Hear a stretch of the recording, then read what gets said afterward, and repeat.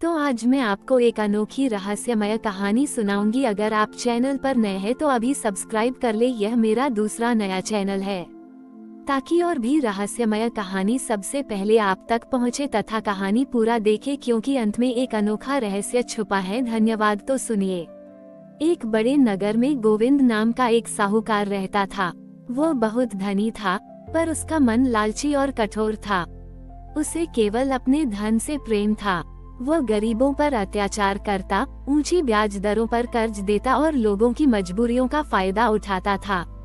हालांकि दिखावे के लिए वह हर सावन में शिव मंदिर में बड़े बड़े दान करता और ब्राह्मणों को भोजन कराता था, ताकि लोग उसे एक धार्मिक व्यक्ति समझें। उसी नगर में सरला नाम की एक वृद्ध महिला रहती थी, जो अत्यंत निर्धन थी, पर स्वभाव से बहुत दयालु और धार्मिक थी। सरला के पास एक ही चीज थी, उसकी अटूट श्रद्धा और एक पुराना टूटा हुआ मिट्टी का घड़ा। हर सावन में सरला उसी घड़े में नदी से पवित्र जल भरती और पैदल चलकर दूर शिव मंदिर तक जाती, जहां वह पूरी श्रद्धा से शिवलिंग पर जल अर्पित करती थी। उसे विश्वास था कि शिव उसकी हर मनोकामना पूरी करेंगे। एक सावन के सोमवार को, जब साहूकार गोविंद मंदिर में अपने धन का प्रदर्शन कर रहा था, उसने सरला को देखा। सरला अपने टूटे घड़े में जल ला रही थी और उसके कप अरे फटे हुए थे। गोविंद ने उसका मजाक उड़ाया, अरे ओ बुढ़िया, क्या तू उस टूटे घड़े के जल से शिव को प्रसन्न कर पाएगी? शिव तो हीरे मोती और सोने के कलशों से प्रसन्न होते हैं। सरला ने बिना कुछ कहे बस मुस्कुरा दिया और अपनी यात्रा जारी रखी। उसने मंदिर पहुंचकर पूरी एकाग्रता से शिव पर जल अर्पित किया। उसी रात साहूकार गोविंद को एक विचित्र सपना आया। उसने देखा कि शिव लोक में एक विशाल तराजू लगा है। एक पलड़े पर उसके सारे दान पुण्य और भव्य पूजाएं थीं, जो चमक रही थीं। दूसरे पलड़े पर कुछ भी नहीं था। तभी शिव जी प्रकट हुए और बोले, हे गोविंद, तुम्हारे ये दान और पूजाएं बहुत भारी दिखती हैं, पर इनमें अहम और छोटी ईख हवा है। ये तराजू को हिला भी नहीं पा रही हैं। फिर शिव जी ने अपने हाथों से सरला के टूटे हुए घड़े से एक बूंद जल निकाली और उसे तराजू के दूसरे पलड़े पर रख दिया। चमत्कार हुआ। वो एक बूंद जल, जिसे सरला ने सच्ची श्रद्धा से अर्पित किया था, इतनी भारी हो गई कि उसने गोविंद के सारे दान पुण्य वाले पलड़े को उठा दिया और अपना पलड़ा नीचे कर लिया। शिव जी बोले, गोविंद, ये जल की एक बूंद नहीं है, ये सरला की निस्वार्थ श्रद्धा और निर्मल हृदय का प्रतीक है। तुमने दान किया पर अहंकार से, सरला ने दिया पर प्रेम से। मेरा आशीर्वाद उसी पर होता है जो बिना किसी दिखावे या स्वार्थ के सेवा करता है। गोविंद की नींद खुल गई। उसका शरीर पसीने से भीगा हुआ था। उसे अपनी गलती का एहसास हुआ। उसे समझ आया कि उसका धन और दिखावा व्यर्थ था। सच्ची भक्ति धन से नहीं, बल्कि हृदय की शुद्धता और निस्वार्थ कर्म से होती है। अगले दिन सुबह होते ही गोविंद सीधे सरला की कुटिया पहुंचा। उसने सरला के पैरों में गिरकर अपने किए की माफी मांगी। माँ, मैंने आपको गलत समझा। आपकी भक्ति सच्ची है और मैं एक पापी था। गोविंद ने अपनी सारी धन दौलत का उपयोग लोगों के कल्याण में लगाना शुरू कर दिया। उसने ब्याज लेना बंद कर दिया और गरीबों के कर्ज माफ कर दिए। उसने एक बड़ा कुआं खुदवाया ताकि लोगों को पानी की कमी न हो। उसने अब मंदिर में दिखावे के लिए दान नहीं किया, बल्कि चुपचाप गरीबों की मदद की।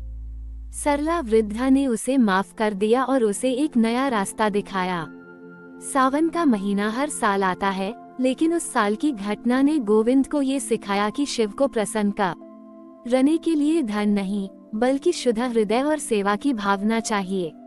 उसने अपना जीवन बदल दिया और एक सच्चे परोपकारी व्यक्ति के रूप में जाना जाने लगा। गांव के लोग कहते थे कि उस सावन ने साहूकार गोविंद को एक नया जीवन दिया और उसे सच्ची धार्मिकता का मार्ग दिखाया। साहूकार गोविंद के जीवन में आया बदलाव पूरे नगर के लिए चर्चा का विषय बन गया था।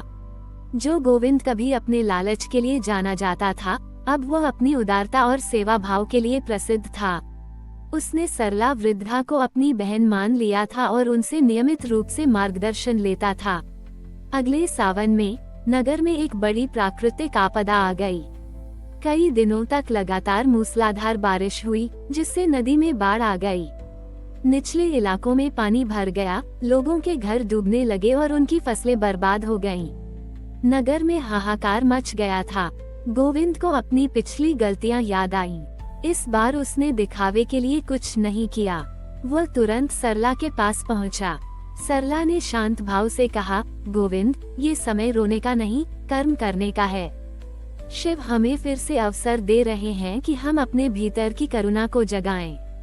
गोविंद ने अपनी सारी बची हुई संपत्ति, जो उसने व्यापार से ईमानदारी से कमाई थी, बाढ़ पीड़ितों की मदद में लगा दी। उसने अपने अनाज के गोदामों को खोल दिया और वहां सभी विस्थापित लोगों को आश्रय दिया। उसने खुद अपने हाथों से उनके लिए भोजन पकाया और उन्हें कपड़े बांटे। साहूकार का बेटा होने के बावजूद वह कीचड़ भर पानी में उतरकर लोगों को सुरक्षित स्थानों तक पहुंचाने में मदद करता रहा। नगर के अन्य धनी लोग भयभीत थे और अपने अपने घरों में दुबके हुए थे। उन्हें डर था कि कहीं उनकी संपत्ति को नुकसान न पहुंच जाए। लेकिन गोविंद ने किसी चीज की परवाह नहीं की। उसके साथ सरला भी थी, जो अपनी बची हुई थोड़ी सी दवाइयां और हिम्मत लेकर बीमारों की देखभाल कर रही थी।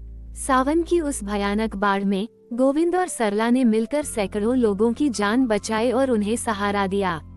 उन्होंने बाढ़ पीड़ितों के लिए नए घर बनाने का भी संकल्प लिया। गोविंद ने अपनी सारी मेहनत और ईमानदारी से कमाए गए धन को इस नेक काम में लगा दिया।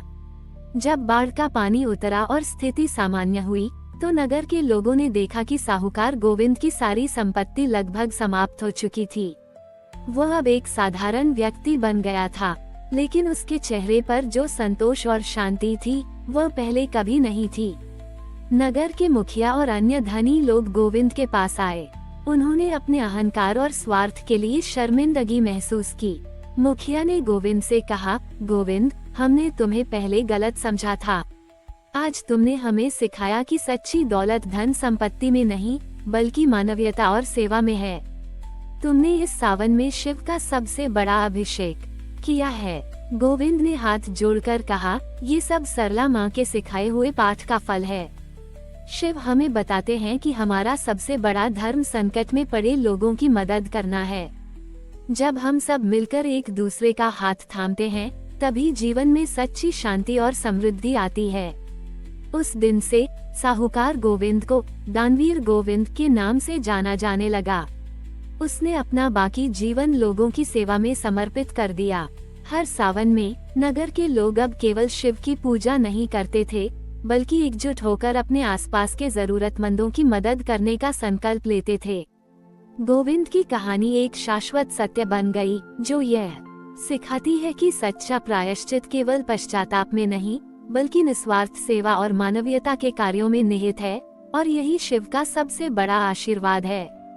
हमारी और भी आध्यात्मिक एवं अनोखी कहानियाँ देखने के लिए हमारे चैनल पर जाएं तथा धार्मिक एवं पौराणिक अनोखी कहानियाँ हमारे चैनल पर है। कृपया जाके देखें तथा हमारे चैनल को सब्सक्राइब करके रखें और वीडियो लाइक जरूर करें। धन्यवाद।